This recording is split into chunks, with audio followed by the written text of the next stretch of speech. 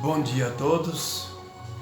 Vamos refletir um pouco sobre as leituras, como de costume, a primeira e o Evangelho, agora do terceiro domingo do tempo comum. Esse terceiro domingo do tempo comum apresenta o tema, assim, praticamente da vocação, do chamado para uma missão. Então, ouçamos a primeira leitura, que é tirada do profeta Jonas. Tem apenas 4 pequenos capítulos, que com toda certeza dura menos do que uma novela nossa, um capítulo de novela das costumeiras que costumamos ver. Então, o profeta Jonas, esse livrinho, ele é considerado não uma história histórica no sentido de contar os fatos acontecidos, mas é uma novela. Então, o que interessa é o que a novela quer ensinar.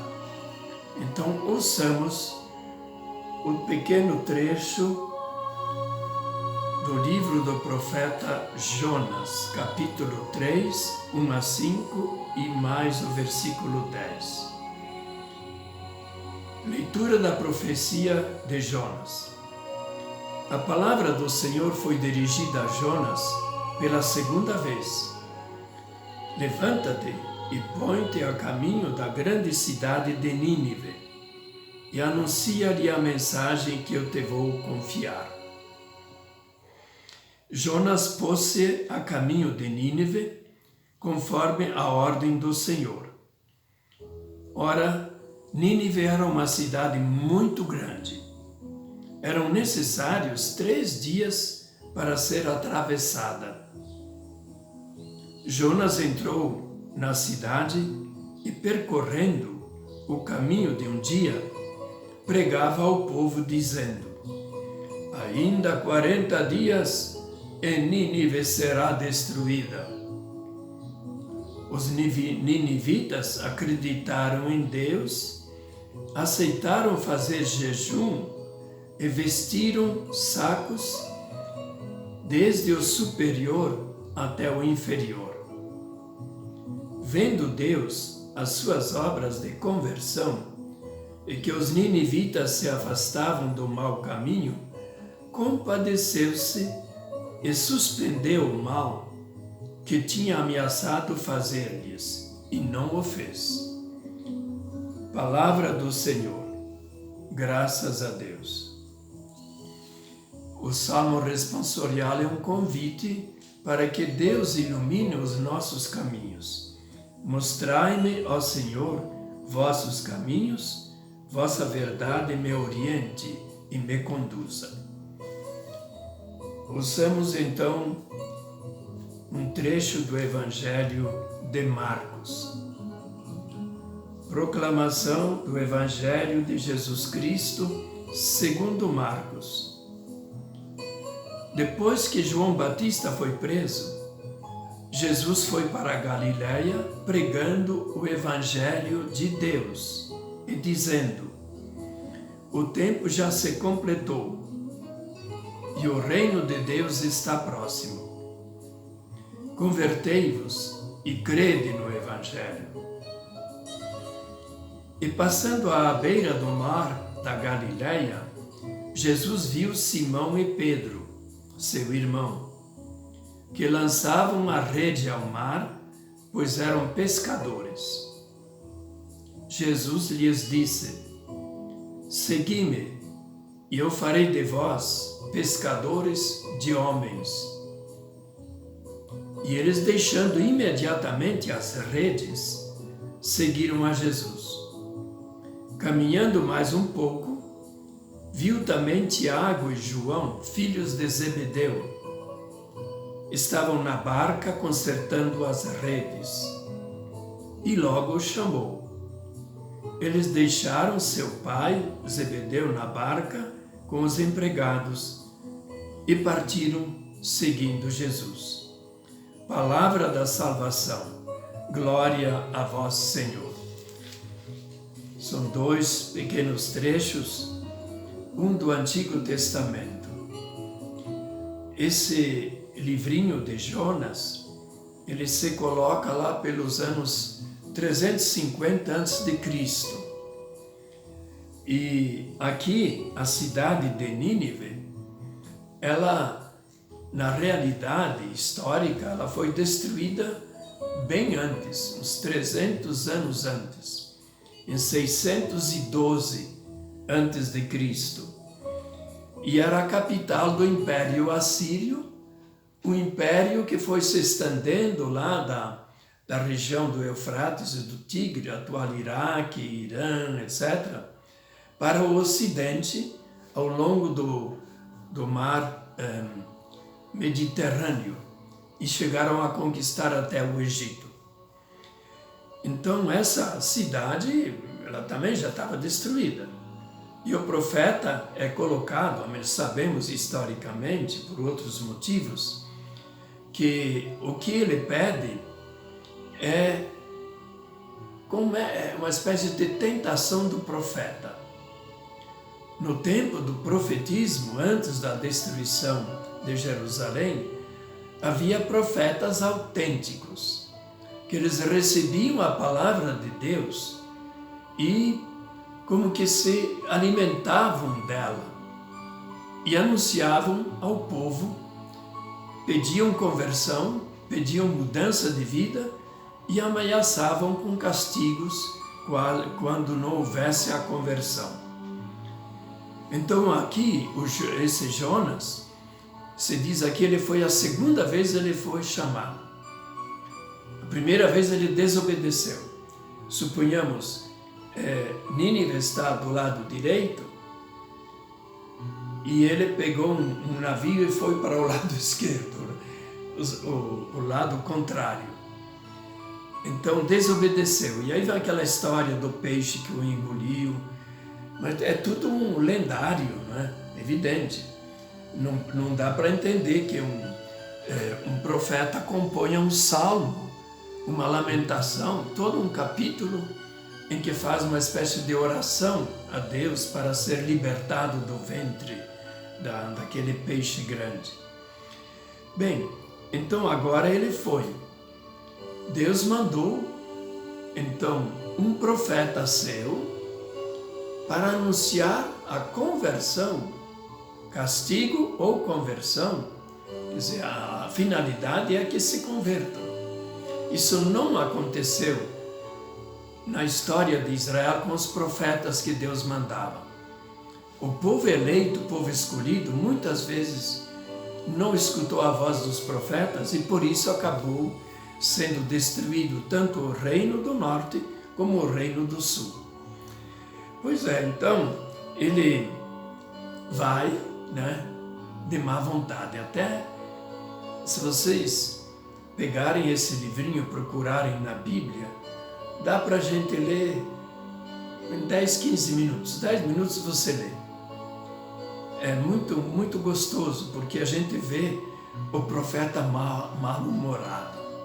Se eu vou anunciar a salvação para essa gente que acabou com o nosso reino de Israel, de jeito nenhum. Mas dessa vez ele foi. Então, aí a descrição da cidade, era uma capital. Então, precisava 3 dias de viagem a pé para atravessar essa imensa cidade. E ele foi lá no primeiro dia e ficou pregando lá nessa praça, naquela rua, pedindo, olha, mais 40 dias e Nínive será destruída. Então o povo entendeu a mensagem, fez penitência e se converteu. Diz que desde as crianças até os adultos usavam roupas de penitência, por isso esse saco aí, podemos imaginar os sacos aí feitos de fibra vegetal, que são, para uma veste, muito incômodo. Então era uma veste de penitência. De tal forma que bastou esse dia E os ninivitas fizeram jejum, vestiram-se de sacos, do mais importante até o menorzinho de todos. E aí, o Jonas, naquele primeiro dia, ele sentou-se lá num ponto alto e disse: vamos ver se Deus manda raios para acabar com essa gente, meter fogo em toda essa cidade. E não aconteceu.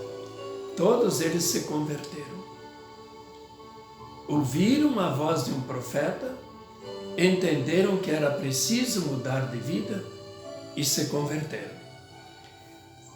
Então, esta é uma vocação de um profeta e um apelo de conversão que veremos que se repete tanto na vida de João Batista, que hoje ele vai ceder lugar daqui para frente para Jesus. E no Evangelho de Marcos, então, João Batista, digamos, ele foi preso. E o que ele pregava para o povo? Convertei-vos, eu sou a voz que clama no deserto. Endireitai o caminho do Senhor, isto é, corrigir o modo de comportar-se que vocês têm. Está tudo errado, precisamos nos corrigir. Pois é, e ali então, Jesus toma as mesmas palavras-chave do apelo da conversão. Convertei-vos, porque o reino de Deus está próximo. E Jesus toma esse lema, essas palavras de João Batista e começa a pregar assim. E vejam com que simplicidade ele conta aqui.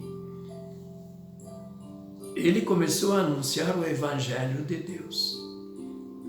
Jesus é Filho de Deus. Mas, por enquanto, Jesus não é parte do Evangelho, da mensagem da salvação. Será depois quando os apóstolos vão pregar. Então ele anuncia o Evangelho que Deus mandou anunciar. E então ele faz: o reino de Deus está próximo, convertei-vos e crede no Evangelho. Essa palavra, convertei-vos, ou converte-te e creia no Evangelho, e crê no Evangelho a gente usa quando o padre faz um sinal da cruz com as cinzas na Quaresma. Esperemos que a gente possa fazer neste ano. Então, depois dessa frase, resumindo toda a pregação de Jesus, o que Jesus começa a fazer? Ele anunciava o reino de Deus. E ele está próximo. Então ele precisava de gente para ajudá-lo. Como é que a gente vai preparar o reino de Deus? Jesus sozinho? Ele começa a escolher. Viu lá 2 pescadores prontos para lançar as redes. Era André e Simão Pedro, irmão de André. E disse assim, né? Segui-me e eu farei de vós pescadores de homens. Aqui é tudo simplificado, não existe discussão. Imediatamente eles deixam, né, o barco e as redes e começam a seguir a Jesus. E Jesus caminha um pouco mais à frente e vê outro barco, também de 2 irmãos, Tiago e João, seu irmão. Os 2 eram filhos de Zebedeu. E eles deixaram tudo, deixaram o pai deles cuidando lá do barco, e a barca e tudo, e seguiram a Jesus. Deixaram então o pai com os empregados. Então vejam, o início da missão no Evangelho de Marcos, ele é muito simplificado. Os outros evangelistas mostram como é que Jesus foi escolhendo um, escolhendo o outro, apresentam uma lista. Aqui também teremos a lista, mas mais na frente, no capítulo 3. Então é o chamado de Jesus. E vejam a ligação com a primeira leitura, é sobretudo o apelo à conversão. No caso de Jonas, era um judeu e ele foi escolhido por Deus para ir pregar para pagãos. E eles se convertem só com um dia de pregação. Na história de Israel, Deus mandou dezenas e dezenas de profetas. Fazia o apelo de conversão. O povo voltava a pecar de novo. E às vezes até matavam alguns profetas ou ameaçavam de morte, como a Jeremias. Pois é, e aqui, então, não é mais no sentido de confronto. O confronto de Jesus vai ser na linha do convite à conversão para fazer que o reino de Deus se implante neste mundo. O convite continua o mesmo nos nossos dias. E vejam que Jesus escolheu leigos, pescadores. Não tinham nenhum estudo de teologia, não foram lá para Jerusalém, não estudaram a lei. Apenas eram judeus convictos, né? E esperançosos da vinda do Messias. Escutam essa voz, a ouvem e começam a seguir a Jesus. Então, hoje, a gente diria para nós, né, nós estamos no começo deste ano e também apenas no terceiro domingo do tempo comum. Cada ano na liturgia, ele é um convite a gente ouvir a palavra de Deus, ver o que toca a mim, a cada um de nós, na situação em que ele vive. Seja um leigo, ele casado, seja solteiro, e pode ser um chamado específico apenas para servir as pessoas. E nós vimos gestos tão bonitos, né, de pessoas durante a pandemia que assim se dispuseram a servir as pessoas pobres, desempregadas. E outro dia eu vi na televisão uma notícia dizendo que aquilo que marcou o entusiasmo de muita gente ajudando os pobres, agora diminuiu muito. Diminuiu mais ou menos 75%, 80%. Mas o auxílio para os mais pobres, famílias pobres, acabou também. Então nós somos de novo convidados a fazer este gesto de amor, de caridade, de humanidade, continuarmos a ajudar as pessoas mais pobres. E, é claro, esperando que com a vacina, que vai demorar meses e meses, a gente possa voltar ao trabalho com mais tranquilidade. Então, esta é a palavra de Jesus. Mas também, para missões maiores, fica o convite de Deus. Então, louvemos a Deus e celebramos na medida do possível, celebremos na medida do possível, nas nossas igrejas, com ocupação limitada, a Eucaristia. Que assim seja.